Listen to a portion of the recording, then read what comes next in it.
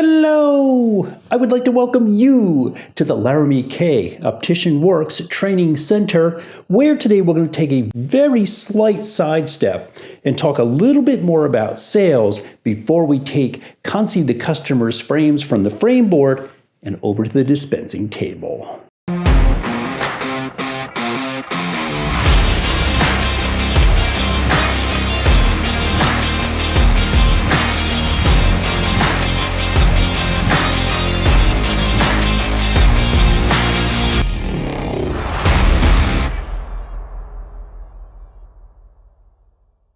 Just like last week, I realized I can knock out a couple of housekeeping things before Kansi the customer arrives.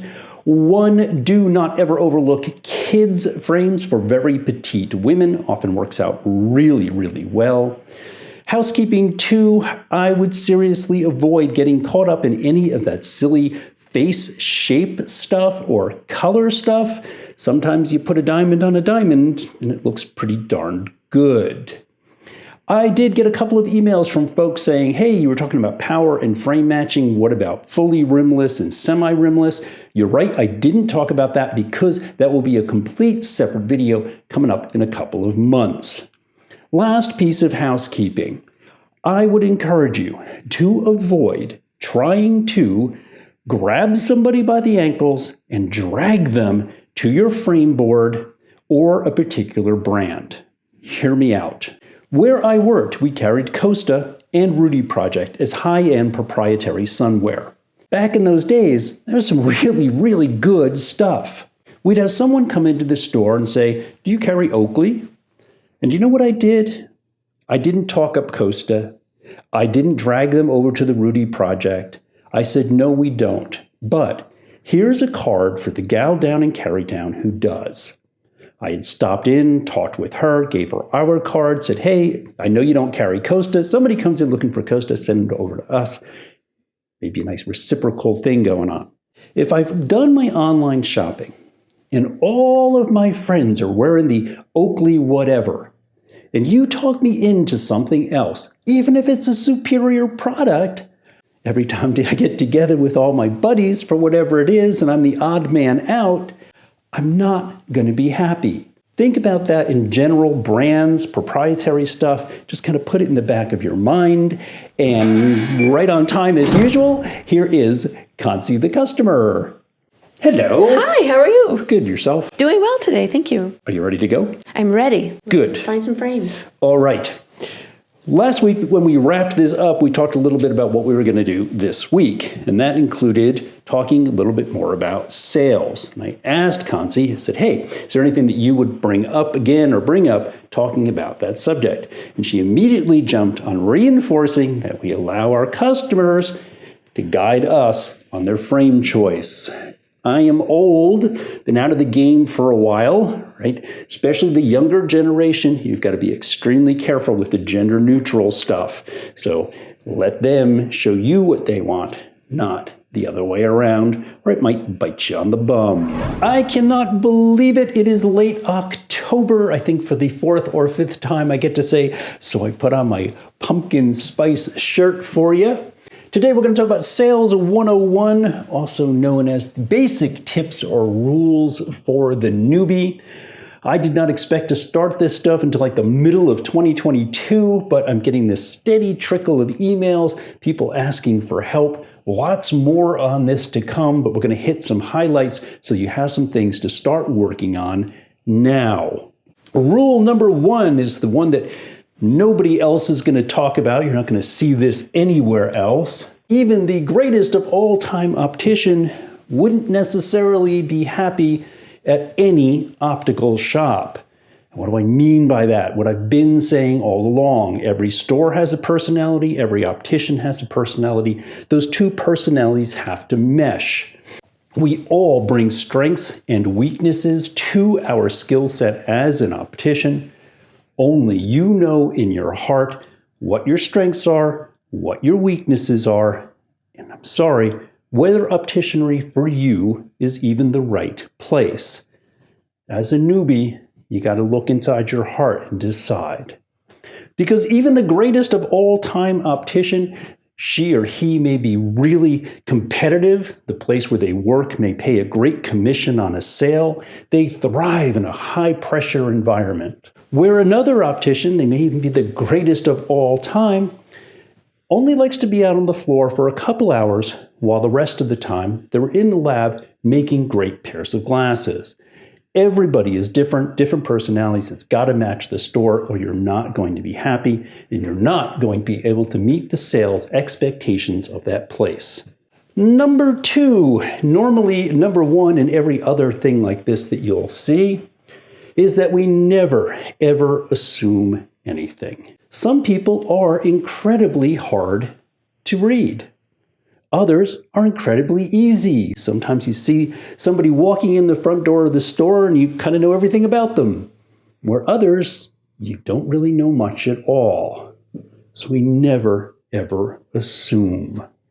We never judge. We never judge the appearance of someone. We never judge their decisions. None of our business. You can only see behavior. You can't see reason. A little philosophy. We talk about that on the website. We never ever question the costs of the products that we sell. We start high and we go low. We'll role play this in a moment or two. And we don't question costs unless they are, in fact, what's the word? Wrong? Okay. There are places out there that do take advantage of people in very bad ways. In that case, find another job. Look, let's be honest. Optician pay overall is not that great. And there is a chance maybe that the customers that you work with, well, their pay is considerably higher than yours. So we don't judge, we don't question their decision to pay a certain amount for a frame.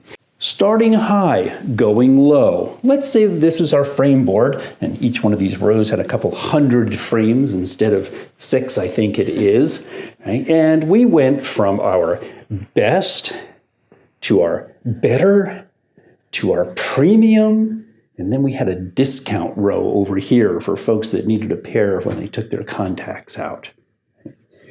I am going to start here. I'm going to crowd her a little and kind of push her towards the premiums, right? Take your glasses off for me. I would start with this row. And I would say, I want to try this on. Okay. And she would look in the mirror. She would say, how much are these? Say, those are $359. Okay. Right? And do you like that? I do. All right. Love the great. color. Fantastic. Right. Even very, very wealthy people hear the difference of a couple of $100s in things that generally look kind of alike. Right? So be careful. Start high, go low, and never be embarrassed about the price of the things that you're selling as long as they are fair prices. If these were $695, when she asked me, well, how much do these cost? Those are $695. Mm-hmm. Even if that horrifies you, she may be very happy paying that amount for a pair of glasses. Honest, true story, all right? The place I used to work was one step under boutique, and stuff would often cost just shy of about $1,000 for a complete pair of glasses, right? And I would have people, some would say, well, how much is that? And I'd say, those are $495. And they would be completely and utterly horrified and say, I'm not going to be able to buy anything here. And I would say to them, look, I can't afford to shop here either. Exactly. Okay? It's the truth. Yeah. I work here. I don't mind selling this stuff and making my customers happy. But you know what? I couldn't afford this stuff either. It's part of the job, guys.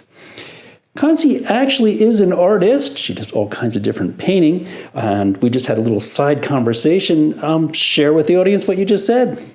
Well, you just have to own your pricing. When I was a face painter and I would tell parents, young parents, how much I charged for an hour, I would get the same horrified look of, wow. So, you are not for everyone, as in all the glasses are not for everyone. You just have to find the right glasses, the right price point for that customer. Exactly. Yeah, an hour of your time is a lot. Absolutely. Yeah. You were paying for booth fees, and you had to get to the fair, and insurance, you had to set yourself up. Everything, yeah. You had to build that all into your price. Absolutely.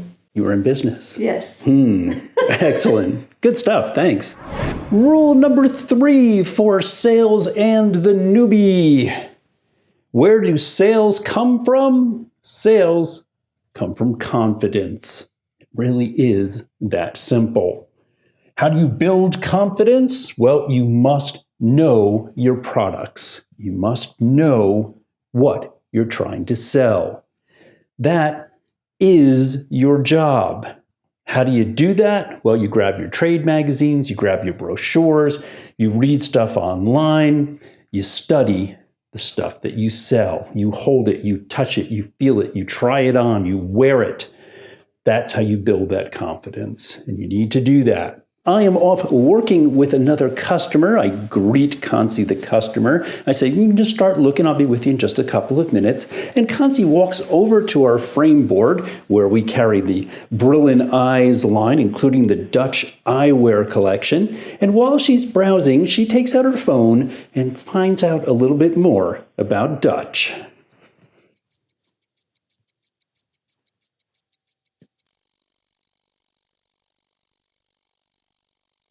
All right, can I help you?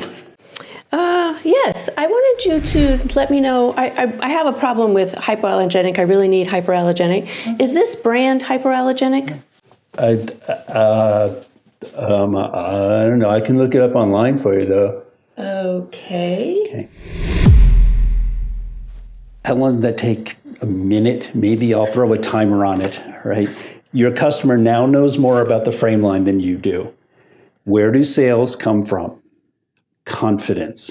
You must know the products that you sell, right? She found this. I'll put it up there for you. And this points out things about the Dutch eyewear collection, logo-free, made from beautiful German stainless steel. They're hypoallergenic. They're coated with Swiss lacquer, the same used for Apple products. Right? She knew all kinds of stuff before I ever came over here. Now, she could have been researching at home for hours. It happens to lots of people. She's got the world at her fingertips now. Spend your time learning about the products that you sell. Talk to your reps. Read about them online. Read the brochures that come with them, especially that proprietary Sun stuff. They've always got that collection of brochures for you to go through. And I mean, really learn the products. One of the greatest strengths is when you actually know a little bit more or can gently correct them and say, no, that's not exactly what that does. What it really does is something really exciting and different, right? That is going to be a sale versus her going, walking away backwards, right? Which is what you don't want. Now, number 4, because some stuff just never gets old. Sales has always been built on the concept of what is known as features and benefits. A feature is something that a product has. Its benefit is something that it does.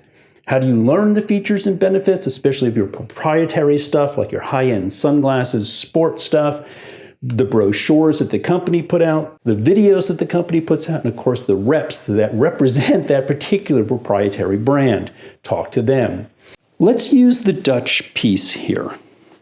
Now, it said, when she was reading it, it said that Dutch eyewear is logo-free. Logo-free would be a feature of the frame. If I pull this frame down and I look all over it, there's nowhere on it that it says Dutch.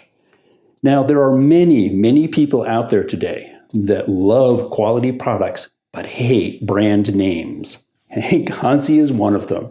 So a feature of this frame is that it is not branded, logo-free. The benefit is she's happy to wear it. They're made from German stainless steel. That is a feature. What is the benefit of her buying a frame made from great German stainless steel? Well, it's going to be extremely strong. It's going to be relatively lightweight. And once you bend it to fit her, it's going to stay in that position for a really long time.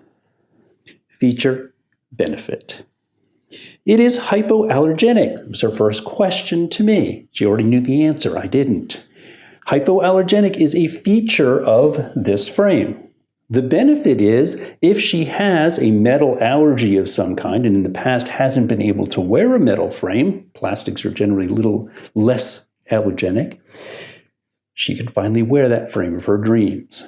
Feature, benefit. It is coated with a Swiss lacquer, the same used for Apple products. feature. Benefit, and it's right here, they even use a feature and benefits model that makes it chip and scratch resistant. So, as old as sales itself, learn that technique, understand the difference between those two things. Another thing that never gets old is the terms open-ended and lifestyle questions. Now, we're not going to get into that a whole lot. Again, we'll do some of that later down the line. What does it basically boil down to? Well, it says talk less and listen more. The conversation that I'm going to have with my customer is to sell her a pair of glasses and meet her needs. Comfortable, look good, cover all of her visual needs. This is the dangerous part, right? And this is why I talk about personality of a store and personality of the optician. I don't want to see pictures of her grandbabies. I don't want to be her friend on Facebook. I don't want to go out for tea with her. I want to sell her a pair of glasses, and I want her to be genuinely happy with it because that is my job. If you're the other personality, good for you. Again, your job is to sell her a great pair of glasses. Your job is not to become her new best friend. So there's a little bit too different, and that also helps you with that. Those are 359. Part of that is learning how to ask open-ended questions, and you can build on this. We talk about it on the website, and we'll probably do another one of these down the road a little bit. What is the difference between a closed and an open-ended question? Do you play golf? Yes. Closed, right? Yes, no. That's how you answer a closed question. Open-ended. You had mentioned you play golf. What troubles you when you're playing your golf game out there? Seeing far is just too blurry. Gotcha. Yeah. Wasn't just a yes or no answer. She had to answer me in a complete sentence. From there, we can run with it and talk more. You actually are an artist. Mm-hmm. I know that because I've seen your work out there. What do you wear when you're painting, and what exactly do you paint? I paint in art journals, so I'm close up, and so I wear office progressives because regular progressives, I don't have enough close. Got you. Okay, and that pair is getting up there in age. Are they still doing well for you? They are doing okay right now, but they're showing their age. Okay. Next time you come in, maybe we'll update those. Okay. Just put that in your head, kind of listen for that language. Try to ask those open things. Try to open up that conversation a little bit more instead of that yes-no stuff. Thank you so much for watching. If you're watching us on YouTube, please go ahead and hit that subscribe button. Watching us on Facebook, please give us a like and make sure that every lens that you sell to your customer comes from Laramy-K. I'll see you again next week. The products that you sell.